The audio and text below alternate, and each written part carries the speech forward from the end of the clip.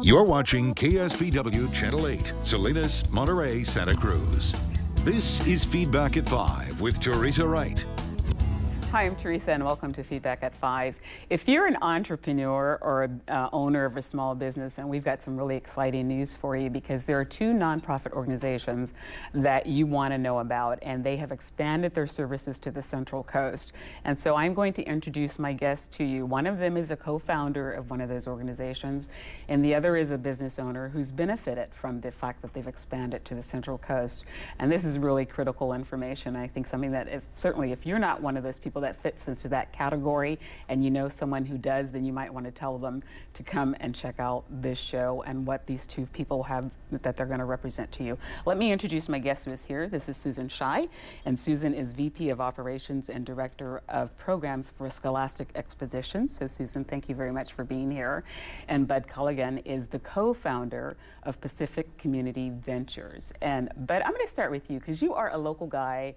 You are a successful businessman, Santa Cruz, and so tell people a little bit about your background, and then what I think is really cool is the fact that you have come home and said, I want to do something for my community. So give us your background. Well, thank you, Theresa. Thank you for having me, first of all. You're welcome. I was the CEO of Macromedia for about 10 years, and Macromedia was a successful multimedia software company. In the last 15 years, I have been a partner at Accel Partners, which is a venture capital firm. About 15 years ago, I co-founded Pacific Community Ventures, which is focused on helping entrepreneurs through advice and capital build businesses through and take advantage of that capital and advice. And the organization has been very successful in other parts of California. And since I'm part of this community, I wanted to bring those services to both the Santa Cruz and Monterey counties. Can I ask you, what did you recognize? Because you're a man who has been successful in your ventures. So what did you recognize? What was so critical that you felt like, I have something that I can offer to other folks? Well, I think all of us are helped along the way by mentors and folks that give us great advice, and in many cases by capital as well. And in the case of Macromedia, and also in investing in other businesses, because I've been an investor for the last 15 years, I've recognized that capital is important, but also mentorship, a network of people that can help you in different functional areas. And it helped me a lot, and it's now I have an opportunity to give that back. And the unemployment rates in Santa Cruz and Monterey counties are really unacceptably high. Right. And I saw it as an opportunity to address that problem. Small businesses create about 80% of the jobs. So this was a great opportunity to say, how can we take capital, mentoring, a network of people that can help, and apply it to the people who are really the engine for economic growth in our society and in our two counties. So Susan, I want to bring you in on this. You are the owner of a small business, so tell people about your business, and then from there we'll talk about, the process, what it's like for someone to be a small business owner, and what are you up against when you do that? Thank you. And thanks for having me. You're welcome. So Scholastic Expeditions, we are an education travel organization. We specialize in hands-on science programs for middle and high school students. And predominantly, most of our programs travel overseas. Most of our programs are in Costa Rica, but we've recently added programs, and we're really proud of a marine program we have that goes to the Channel Islands right outside of Santa Barbara. Right. Okay, so how long have you been in business, and where did this desire come to create this program? That's a good question.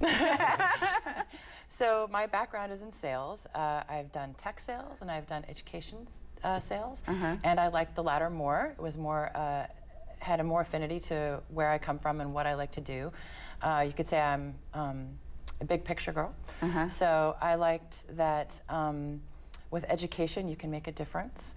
And I was a big benefactor of travel as a young person myself. I spent a year abroad my senior year in high school, and then I did some research also in college, and I know it really affected the trajectory of my life and benefited in ways that even I really don't entirely understand. Yeah. But I really enjoy getting kids to have those opportunities. And so it was a love and a passion of mine, and I decided to start my own business that enabled kids to do that. So you're a woman that has this passion and you have an idea and then you want to develop it and make it happen. And one of the things that I've heard is that, you know, a lot of businesses fail in the process. You know, within that 7 years or so, I think that's the number, businesses fail. So how do you describe for someone who is passionate about something like you were, how do you then take that and develop it and make it happen? Walk us through the process for you. What happened? Oh my gosh. Because you've got skills and educational background, but Right. it's much bigger than that. Right. So you do need mentors, and you do need people that'll show you the way, and you need cheerleaders. And probably, in some ways, the biggest pillar to overcome is the financial startup of it too. Okay. So that's one of the ways that Opportunity Fund is so critical. And then the other organization so critical in mentoring. So I benefited from learning a bit about what I wanted to do from my previous job. I think a lot of entrepreneurs work somewhere and they think I can do it better. He's nodding. Right. The And sage. it's a typical germ, I think, of an entrepreneur. So I took what I learned in another job and said I can do it better. And I had an original partner that we decided to put our heads together and start this process. I guess you'd call him an original investor. And the process is scary and a little bit